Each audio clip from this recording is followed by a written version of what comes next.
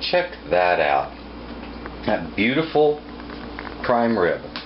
Oh man.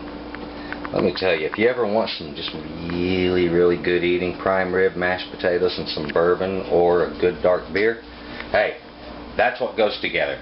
And that makes for a good holiday meal. Something simple, it doesn't have to be complex. Something simple can be the finest meal of all for a holiday. So, consider this, and good eating.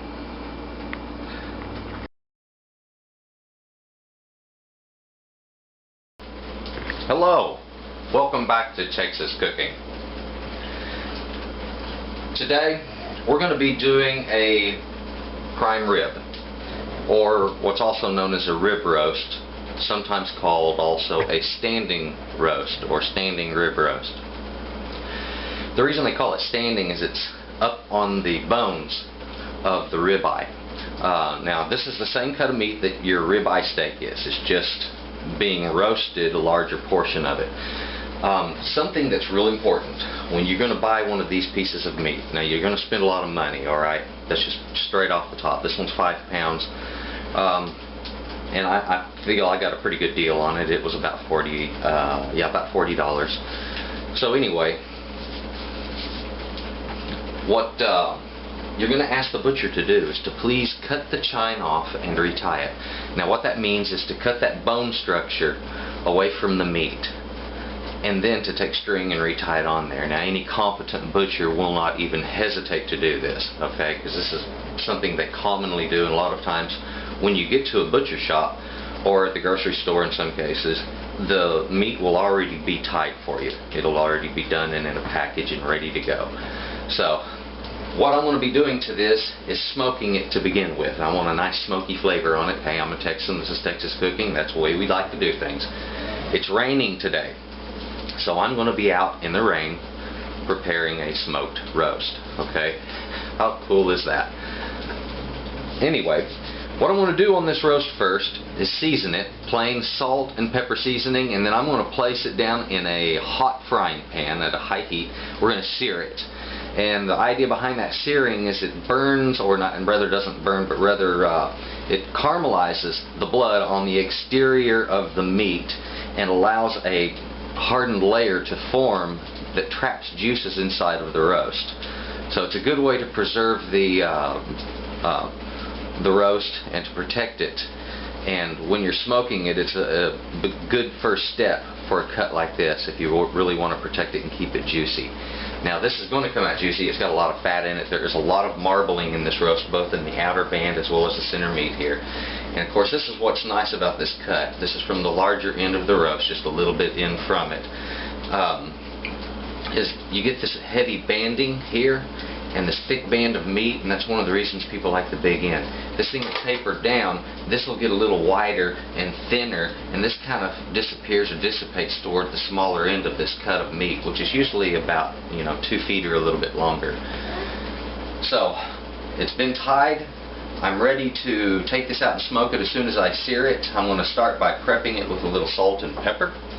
Now when you're going to do this, go ahead and be liberal with your spices. After all, you're spicing a roast and there's a lot of meat there to season. It doesn't get to the heart meat too well. Now, something about pepper grinders, by the way. I usually don't tout brands. I don't like to mention brand names, but in this case I think it really makes a difference. You see how this little thing kicks it out really fast? Well, the nice thing about this, it doesn't grind the pepper, it actually crushes it down here, and it gives you much more even flakes. The William Bounds brand, that's the brand that I can find these things in, and they work better than any other grinder I've ever used, and they last 10 times longer. So yeah, you're going to spend a little bit more, about 30% more to get one of these, and it's worth every penny. Go ahead and do it. So, looky there, so you can see the chine real easily that way. Chine, that's just a reference to the bone structure, also to backbone, and once again, any butcher will understand what we're talking about, unless he's the new apprentice and he's been there 3 days. There he goes.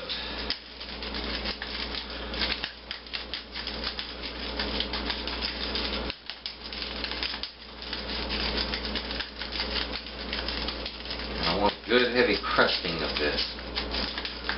Now something else you can do to your meat that'll help it is you can coat it with olive oil. That's a neat thing to do before roasting. But always, please always, first sear this guy. That's going to make the biggest difference of all. It's going to really lock in the juices. It's going to make it a very good roast. So go out, spend a little money. Get it. The other thing, how do you know when it's done? How do you know when this center part right up in here is finished? Get you a meat thermometer and push it right up in there. Now I'm going to insert this one from this side right down into the meat just like so. That way when I turn the roast, it'll make it quite easy to read in the oven or on a grill. And you're going to see how to smoke on a grill here in just a little bit. We're going to have this guy up in there and it's going to tell me just how warm my heart meat is. And I won't mess up my roast. I want to keep it nice and cool in there, and I want to roast it at a slow temperature or a low temperature so it'll cook slowly. And when it's finished, I think this roast is going to be absolutely fabulous. So we're going to go through the steps here in just one moment. Okay, here we are as promised. I said it was raining today. It is. It's cold, cold. Snow's about to move in. It's cold rain. December in Dallas. Now, what I'm going to do to smoke that roast, I'm going to lift up one of these grates. You notice inside here I have a little pan. This is one of those old pans out of a small size toaster oven. I'm going to keep this up in here, and I'm going to turn this burner on. I might have this one on for a period, and we're going to heat up some chunks of wood about so large. These smoke really well. Smaller pieces don't last very long, but these hold up real well and they smoke slowly. As soon as they start smoking, I lower the heat, we put the roast in, we start the roasting. There we go. Got 4 burners. I want to keep the left side on and put my roast over to the right on a broiler. Well, we're back inside from the rain, and we're going to get to the roast now. I mentioned before that sometimes you can put an oil over this to seal it. I recommend just a simple rub. All you have to do is just rub the 2 ends. The chine on the bottom protects it from losing moisture down here.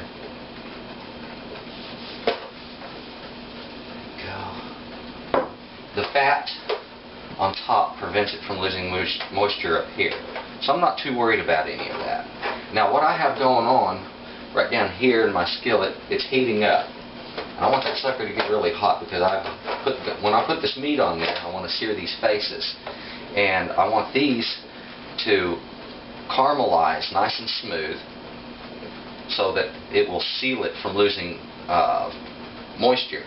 Now some will say that'll also prevent it from getting smoke penetration into the meat, and it will reduce the effectiveness of the smoke penetration, yes, but it will not stop it completely.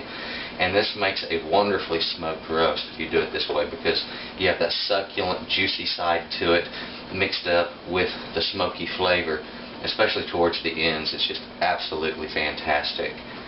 People in my family fight for the end cut sometimes. So that's what's happening. Now I'll use these nitrile gloves sometimes to speed the process of cleaning.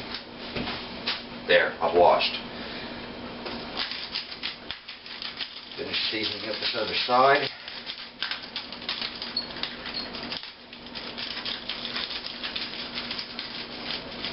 It's great how that grinder drops. Salt. You can go heavy on the salt and pepper on a roast, because remember, it's a roast. And this crust, some of that's going to get cooked off.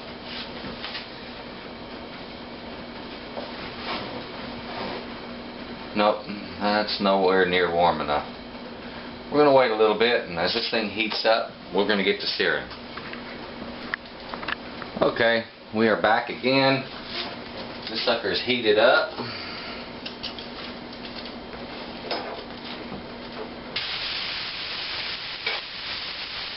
There we go. This is called searing.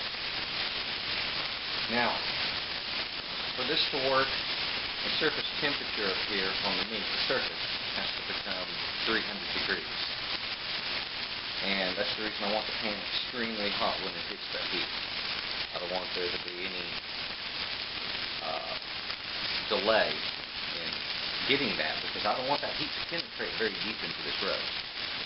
So the searing process is naturally a fairly quick one. It doesn't last very long. I'm not trying to get a dark brown or anything. I'm just trying to seal.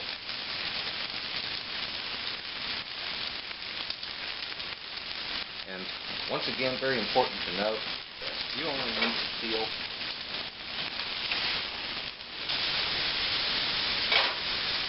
the sweet smell of that olive oil and the searing of the meat. Just a sweet, sweet smell. And just enough to be surprised that the olive oil must seal on. Now, we're ready to smoke. Look at the other side on that. See there? Good sear on it. Some of the spice, like I mentioned, came off in the skillet. We'll do that. Be aware and be prepared. Now you can go in from either side on this, but you want to hit heart meat. So you kind of get your right angle, hold the roast, and then just insert that sucker. There we go. Now, the thermometer will tell me the core temperature of that roast, and I won't have any problems at all. I just got to set it on the grill now. There we are. I'm not going to film that part, but we're going to film it after it's been cooked and what it looks like to slice it. Okay, well, we've got our roast in from the grill. If you remember right, we put it out there on the grill using a smoking technique that is set up for just grills. Works really well. It was cooking most of its time between 225 and 250.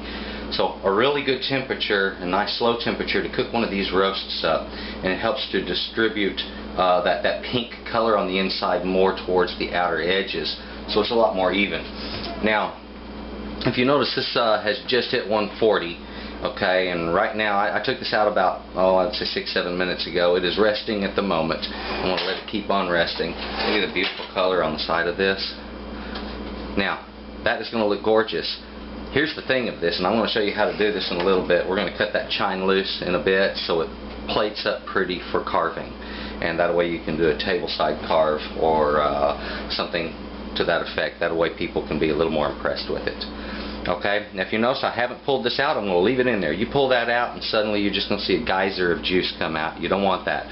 You want those juices to distribute evenly and to pull back in just a little bit, and that's why we're going to let it rest. So it needs about 15-20 minutes just to sit there like that, untouched.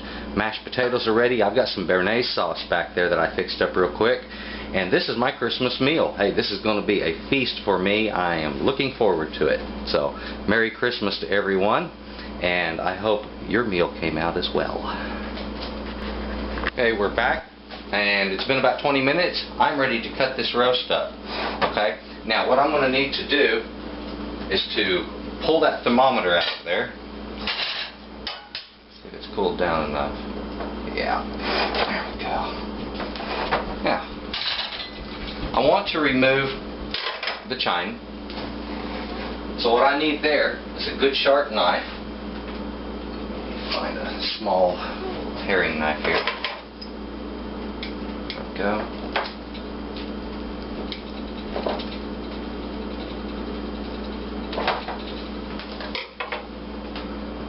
Pull that string back.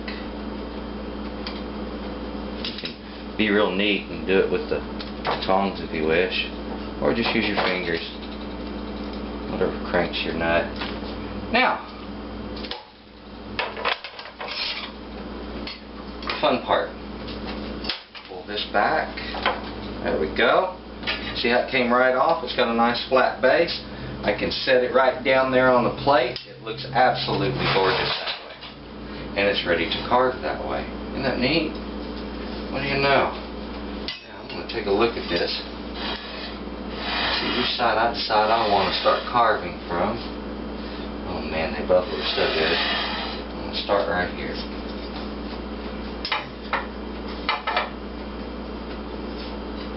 steady your meats. All you have to do. Give it a nice, smooth stroke when carving. There we go. Beautiful pink. Nice, nice. Medium. In the middle, it's going to be closer to a medium rare. But if you'll notice, I mentioned before, we want to keep the gray away from the edges. We got a little bit of gray here, but the rest of it is a good even pink. That is a very good even cook. I'm quite proud of that one. So, there you have it. How to smoke a ribeye and what it's going to be like after the fact. Oh my goodness. You guys are in for some good eats. So, good eating. Put some bourbon with this, with your mashed potatoes and beef, and or good beer, a nice robust beer. It's a great way to eat that. Okay. Hey, this has been Texas Cooking, and I hope you've enjoyed this. Merry Christmas to everybody, and a Happy New Year to all.